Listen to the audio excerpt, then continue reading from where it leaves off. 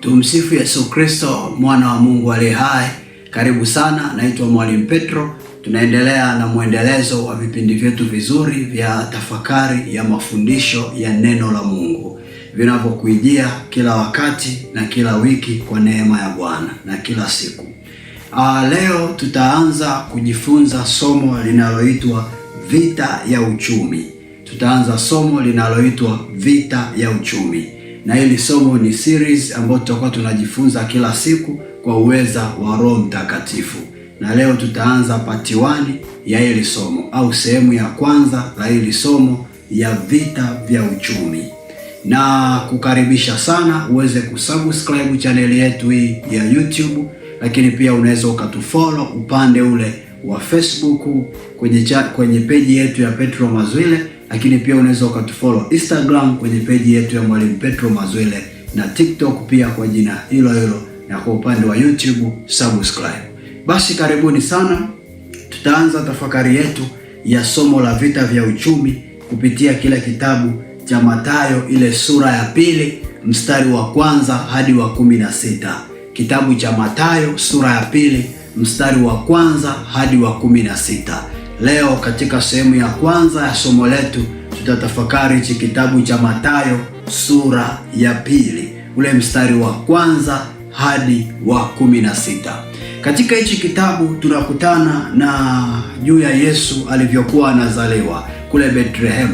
Herode alipata taarifa za kwamba kuna nyota imeonekana ya kifalme, mtoto anazaliwa. Na Herode aliweza kuwaagiza mamajusi wamsaidie kuangalia juu ya hiyo nyota.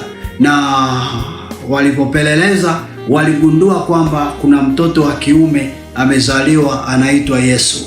Na Herode aliwaambia mamajusi kwamba nendeni mkamuone huyu Yesu mahali alipo, na mimi pia mje mniambie yuko wapi, na mimi pia nataka niende nikamuone. Lakini Herode alikuwa ana njama ya siri ya kutaka akifika pale kumuona Yesu amuue.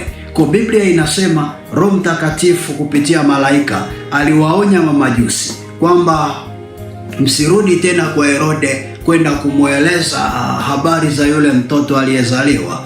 Na pia Roho Mtakatifu akamuonya Yusufu, akamwambia mchukue mtoto na mama yake, muame hapo, mkimbilie Misri, kwa sababu Herode amepanga kumuua huyo mtoto. Na mamajusi walitii na Yusufu naye alitii, alitoroka wakakimbilia Misri kwa ajili ya kumkimbia Herode. Nisikilize vizuri, mtu wa Mungu aliye hai. Herode kutaka kumuua Yesu, ile ilikuwa ni vita ya kiuchumi.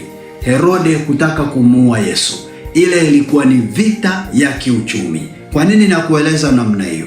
Kwa sababu Herode aliposikia nyota ya kifalme imeonekana ya mtoto kuzaliwa, Herode aliogopa, kwa sababu yeye ndiye alikuwa mfalme kipindi kile, na alikuwa hataki ile nafasi yake ya kifalme iondoke iende kwa mtu mwingine.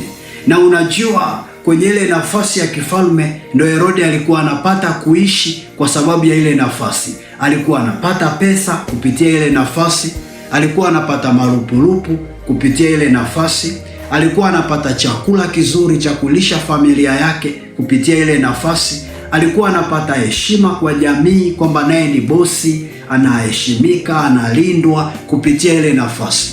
Kwa ni nafasi ambayo kiujumla ilikuwa inamnufaisha Herode kiuchumi. Kwa Herode alipokaa kusikia mtoto mdogo amezaliwa, Herode alikaa kuiangalia kesho ya yule mtoto ambaye alikuwa ni Yesu. Herode alivyoiona kesho ya Yesu, akagundua kesho ya Yesu ina madhara kwenye nafasi yake. Pale pale akaplani kumuua Yesu tangu akiwa mtoto mdogo, ili asiifikie ile kesho ili Yesu asiifikie ile kesho yake. Narudia tena hii sentence. Herode alikaa kuiangalia kesho ya Yesu akiwa mdogo, akagundua kesho ya Yesu ina madhara kwake yeye Herode, akataka kumuua Yesu akiwa mtoto kabla Yesu hajaifikia kesho yake. Na unajua kwenye maisha haya tumezungukwa na wakina Herode wengi. Unaweza ukawa wewe ni kijana au wewe ni mtu mzima ndio unaanza kuchipuka kwenye biashara, au ndio unaanza kuchipuka ofisini, wewe ndio ajira mpya, uwe na uhakika kuna wakina Herode hapo ofisini. Lazima watakaa kuiangalia kesho yako. Wakigundua tu kwamba huyu mfanyakazi mpya ofisini kesho yake ina madhara kwenye nafasi zetu, utaona umeajiriwa hata mwezi hauna, lakini ofisi nzima inakupiga vita, ofisi nzima inakuundia vikwazo, ofisi nzima inakuchukia. Unabaki kujiuliza, nimewafanya nini? Ndiyo kwanza nimeajiriwa, ndiyo kwanza mimi bado ni mgeni. Hasa nisikilize, ile hali ya wewe kuwa ajira mpya, wewe ni sawa na mtoto. Wao wazoefu ni wakina Herode, wamekaa kuichungulia kesho yako, wamegundua una madhara kwenye nafasi zao, na ndio maana wamekuinulia vita hapo ofisini. Lakini pia wengine wanaanza biashara na mitaji midogo. Ghafla unashangaa mtu ana mtaji mkubwa, lakini anapambana na wewe kila siku, mpaka unabaki kujiuliza, mbona mimi mtaji wangu mdogo? Mbona huyu fulani yeye ana flame kubwa, anauza hadi bidhaa za jumla, anafata mzigo mikoa mbali kabisa, Dar es Salaam, Kariakoo. Mimi sina kitu, mtaji wangu mdogo. Lakini kwa nini mtu mwenye mtaji mkubwa, mtu mwenye wateja wengi ananipiga vita namna hii? Nisikilize, anakupiga vita kwa sababu ameiangalia kesho ya biashara yako, amegundua ina madhara kwake. Hilo jitu ni Herode, na wewe umekuwa kama mtoto Yesu, limegundua una madhara kwenye kesho yako, una madhara kwake, na ndio maana amekuinulia vikwazo. Watu wa Mungu, utapigwa sana vita kama kesho yako ina madhara kwa Herode aliyokuzunguka kwenye hilo eneo. Na ndio maana nikutie moyo, kama unanitazama muda huu na kuna mahala unapigwa vita kiuchumi, nisikilize, hiyo ni vita ya kiuchumi. Hiyo ni vita ya kiuchumi. Usivunjike moyo kwa sababu ya maherode wanaokupiga vita ya kiuchumi. Mungu yuko pamoja na wewe. Mungu akukubali Yesu auawe na Herode. Mungu akukubali kesho ya Yesu iharibiwe kabla hajaifikia.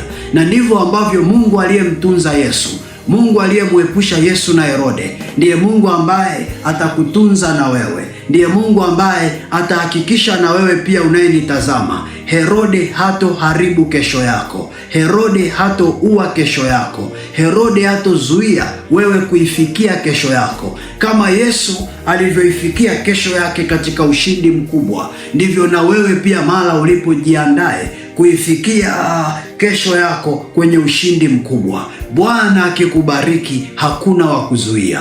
Bwana akisema ndio, hakuna wa kukupinga. Bwana akisema nimemchagua fulani akae kwenye nafasi hii, hakuna wa kumweka wa kwake. Wewe uliyechaguliwa na Bwana utakaa tu. Hata kama maherode watapandisha mtu wao wamweke kwenye nafasi, nisikilize, Bwana kwa kuwa wewe ndiye aliyekukusudia, atamuondoa huyo aliyewekwa na maherode na wewe utawekwa. Usilie kwa sababu umenyang'anywa mamlaka. Usilie kwa sababu umefanyiwa hila za kuuawa katika eneo lako la uchumi. Nisikilize, yamkini mahala ulipo umewekewa vikwazo kiasi ambacho hata kile kitu kidogo kilichokuwa kinakunufaisha kimapato kimebanwa, na imefika mahala unaona giza kwenye uchumi wako. Nisikilize vizuri sana, Mungu atashuka kukutetea katikati ya hiyo vita ulio nayo, kwa sababu aliyekuwa amekuweka hapo ni yeye na sio wao. Kwa kuwa yeye ndiye aliyekuweka na yeye ndiye atakaye kupigania. Watu wa Mungu, hatupiganagi vita ya kiuchumi kwa akili zetu, kwa mawazo yetu, kwa nguvu zetu, ila huwa tunakomaa kwenye maombi. Tunakomaa kwenye maombi, na tunapokomaa kwenye maombi, Bwana huwa anashusha moto kama aliyoshusha enzi za Elia, anateketeza maherode wote, na sisi tunabaki salama katika ushindi mkubwa. Mahala ulipo na kuombea katika jina la Yesu Kristo, Bwana akushushie neema, Bwana akushushie kipawa, Bwana akushushie upako, Bwana akushushie kibali cha kushinda hiyo vita na vikwazo vya Maherode walivyokuwekea. Maana katika nguvu za Mungu tunashinda na zaidi ya kushinda katika yeye aliyetupenda. Neema ya Bwana ikuonyeshe upenyo katika jina la Yesu Kristo. Sema amen. Katika jina la Baba, Mwana na Roho Mtakatifu. Amina. Mungu akubariki sana mpendwa. Karibu uweze kusubscribe channel yetu, lakini pia tufollow upande wa Facebook pamoja na Instagram na TikTok kwenye peji yetu ya Petro Mazwile Jerusalem Family TV. Karibu sana mtu wa Mungu. Ubarikiwe na Bwana. Tukutane tena siku nyingine kwa ajili ya mwendelezo wa somo letu.